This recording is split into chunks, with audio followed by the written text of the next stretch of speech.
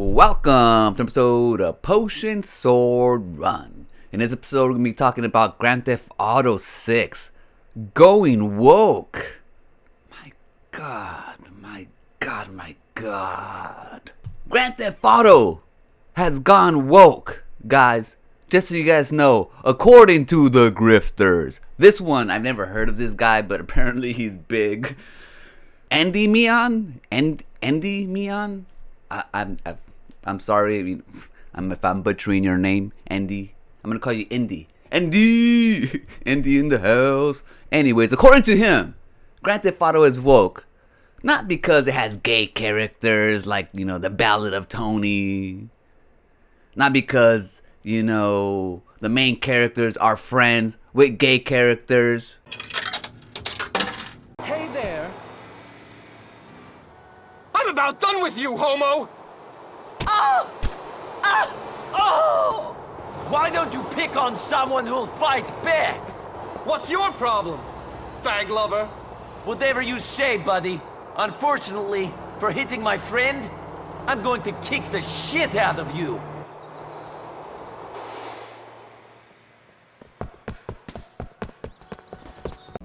Not because it has rainbow flags. Not because the game has always been a parody of America, making fun of right-wingers to the extreme, making fun of left-wingers to the extreme. Not because it's literally a game about wokeness. Nah. Because the people who make the game have to do training. Oh my God! What kind of training? Unbiased training. Now, people out there who are not into these culture wars, who live in reality out there, who actually have corporate jobs, understand that courses like this are normal. We also have to take courses for sexual harassment, even though none of us are sexually harassing people, right? But yeah, we still have to do those courses. It's part of the corporate lifestyle. So people who are over here causing a big old scene about bias training seem to have never had an important job, or at least a job in a corporate setting. They must be all working YouTubers, getting their ad, making people angry, getting that clickbait, bringing them in, saying Grand Theft Auto is woke. Grand Theft Auto is woke because they do training on bias and privilege. Something that everybody out there has. We all have bias and we all have privilege. For those of you that don't think you do, then you guys are crazy. I'm a male. I have privileges as a male. I understand that. I am Hispanic. I grew up in a Hispanic household. So the way that I see the world is a little biased compared to somebody else who never grew up with minorities anywhere. Just the other day, I was watching a video about a lady who lives in a van. She's been living in a van for about a year. And she actually came across my area. She came across a town called Soledad. It's about maybe 30 minutes away from me. And it's mainly Hispanic. If you go there, it's going to be like Hispanic stores, Hispanic everything, because there are a bunch of field workers that work around the fields and stuff. It's a Hispanic community. And she has never been there. And she said that when she got there, she felt like she was living like in a different country, like in Mexico or something, like in a Latin country.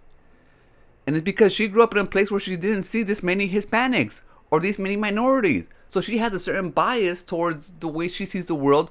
And so do I, because I go to Soledad and I don't even pay attention to the Hispanics, To get to that point where taking courses on bias and privilege is woke, then dude, you're gonna be disappointed in every company out there because they all take courses like this.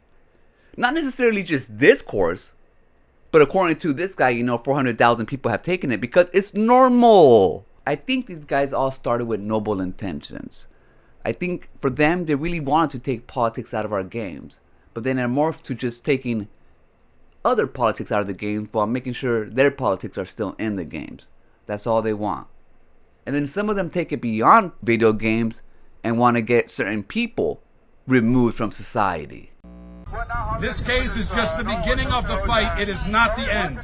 We are not going to rest until every child is protected, until trans ideology is entirely erased from the earth.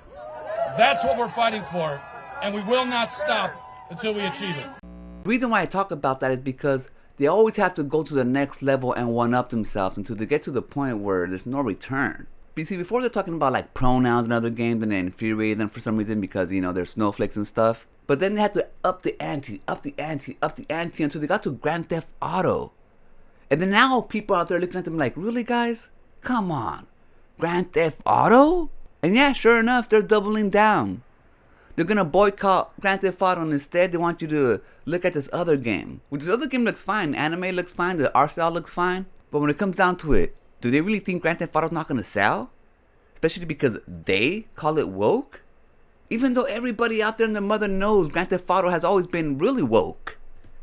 Not their, you know, fake woke. But I guess so. It is what it is. You go look at every one of their profiles and yep, all of them are doubling down saying Grand Theft Auto is woke. So if Grand Theft Auto is woke, if doing courses on bias and privilege training, if doing courses on sexual harassment type trainings, doing any type of training of diversity and inclusion is woke?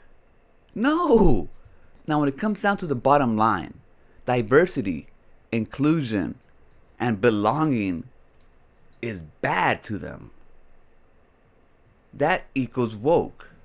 So if you take that away, what is left? Just white people. And that's what they want. I just don't understand how taking classes to understand a bias that everybody has is bad.